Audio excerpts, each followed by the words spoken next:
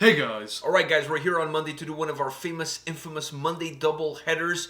We're starting off with a band that are close friends of ours. I think I can say that. I don't think they're going to be upset for me saying something of that nature. The name of the band is Nahaya, and the name of the song is Incubator. By the way, they have a brand new debut. Well, brand new, I guess. Debut is brand new, anyways. Yeah. Brand new debut record coming out this Friday on Rock Shots Records. So check them out. But before you do that, check out this video, this single. Yeah, to get a little bit of a taste. Yeah, if you like what you see, if you like what you're listening to, then go check out more of them. We've done them on the channel before, but it's exciting to see them finally signing with a bigger label and getting their debut record out there. So I haven't heard this song or seen this video before, neither have you, but I know the band, so I kind of have an idea of what we're getting ourselves into. Are you ready for this? Yeah. All right.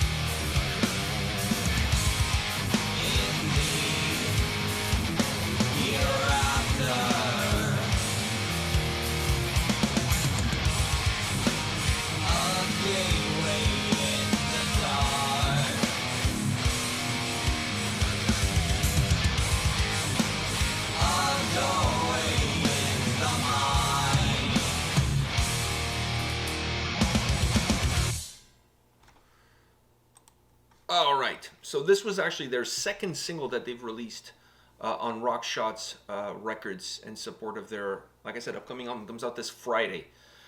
So you go first. Oh, I was gonna say, you want to go first? No, you go first. Okay. I've been really into these types of vocals. Okay, the clean or the harsh? The clean, okay. The style of the clean ones, because I've seen different bands now using those types of vocals where they seem like in the distance. In the distance, but they sound really really good. We did another band, It was Midtown. I think we did them. Oh no, it was I can't remember. That was the name of the song. I can't. Oh, remember. Somehow Joe. Somehow Joe, and the vocals in that song were like the ones here, the distance. Oh, they feel like they're far away. And I really really like them, and I'm starting to see different bands, trying to do those, and I really really like them in this song.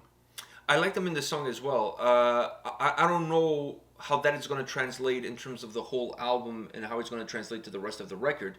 But in this song, I felt like they added a little bit of an ominous vibe, and it kind of gave the song these cool ebbs and flows that the track kind of needed it. And it was happening musically, so it was nice to have something that balances that out vocally. But a couple of things I take away from this song. First of all, I love the guitar playing on this track, from both of them.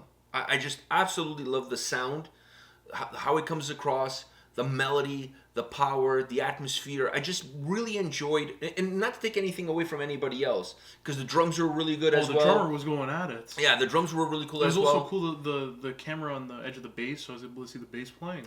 And my buddy Samir on bass there playing, not to take anything away from them, but let's face the facts. Who talks about a bass player? I'm just keeping it real, bro. I'm just keeping it real. So let's concentrate. For me, one of the things that I take away from this track is how good the guitars are. And now that takes me to my next topic of discussion here. I almost feel, every time that I listen to this band, I feel that they're playing a genre that perhaps that's what they like and that's what they want to play. Obviously, that's what they want to play. I mean, if they didn't want to play it, it's not like anybody's pointing a gun to their head. They wouldn't be playing it, which is more of a melodic death metal sound with some thrash metal influences. But I actually feel that they have all the right tools to be more of a prog death metal band or a prog melodic death metal band, or at least to infuse some prog elements into their sound. They definitely do. They have the pieces. I think they have the pieces. When I listen to the guitar playing on this song, I almost wish they had gone into like a little prog atmosphere portion of the song that just kind of like just the two guitars allowing you to lose yourself within the track, and even the clean vocals, that sound of having the vocals at the distance, it kind of gives me a little bit of a proggy vibe. And I think those vocals under a more prog setting, as far as the guitars are concerned, and obviously the rest of the song goes, I think they would have even a bigger impact, because it's on a one-off, I think you can do it better, but on a consistent basis throughout a record, a melodic death metal album, to have those kind of clean vocals coming in, I think it takes a little bit of the sting out of the power and the drive of the record. That's just my opinion. Like, I think it works well on a one-off track, but when you're sitting down and you're listening to an album from beginning all the way to the end, it starts to take something away. But if you start to merge in some prog influences, some prog elements, because like I said, they have the tools. They do. When I listen to these two guitar players, I mean, they could totally play like in a prog band. Yeah. Like, you know what I mean? I'm not saying they're Opeth material, but you know, I'm saying they have the potential there. They have the potential there, right? Like, you know what I mean? So, and Samir plays in Oceans of Slumber, so he already knows what the deal is.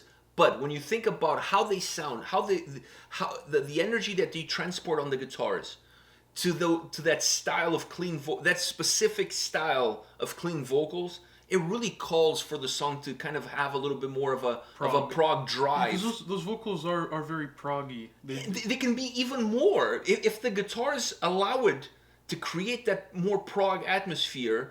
Then the vocals help even more. Somehow Joe, I think that's the name of the band. I hope I'm not butchering. They have more of a prog rock feel to them. That's why they're able to pull off those type of vocals really well. Really well.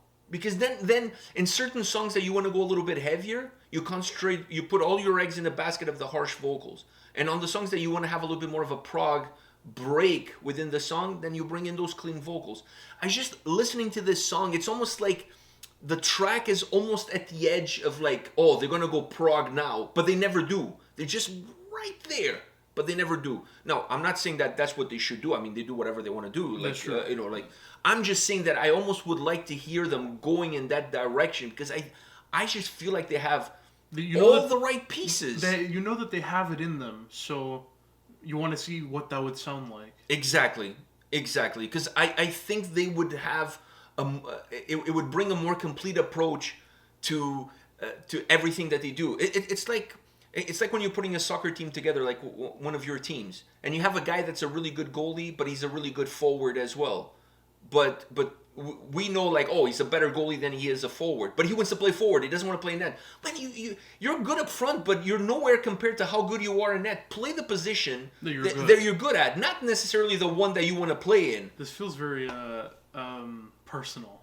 No, I that analysis felt very personal. Listen, I'm a true believer that you should always put yourself in a position to succeed, not in a position to fail. And sometimes you try to fit a round peg in a square hole. It just doesn't work. And I'm not saying that that's the case here. But when I listen to this song, I'm sitting here listening to this song, and I'm like, man, those clean vocals, and how good the guitar playing is, these guys could just push it, just the knob, just one little bit into a little bit proggy, make it a little bit more proggy. And then go back to what they're doing for and still have the melodic death metal approach.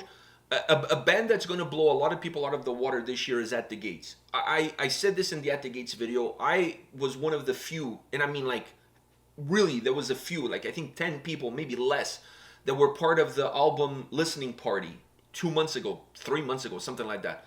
And they have an album that's going to be a melodic, I mean, you don't expect anything else from At the Gates. It's going to be a melodic death metal album.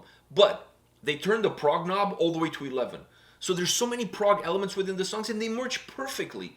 And they don't have the clean vocals that these guys have here. So I really feel like next record, that gives I them really hope they... That gives them more of a reason to kind of go tippy-toe into the prog. Yeah, I think it allows them to be a little bit more creative. Then you don't put as many restrictions on what your sound is going to be, and you're allowed to be a little bit more dynamic. You already have so many doorways to go through. Yeah, then you can go and, you could be a little bit more...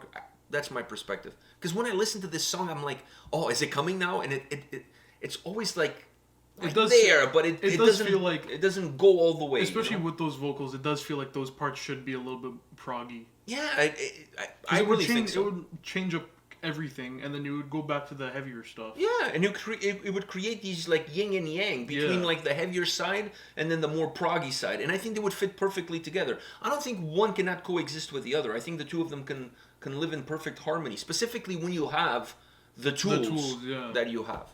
Now, obviously, that's perhaps not what they want, and that's fine, but hey, I'm just giving you my 2 cents for whatever it's worth. I mean, they're American, so my 2 cents is like a penny, an American penny. Canadian 2 cents is not worth that much in the U.S. Our 2 cents a Canadian is not even anything. No, it's not even a penny. Yeah, because we don't even use. No, pennies.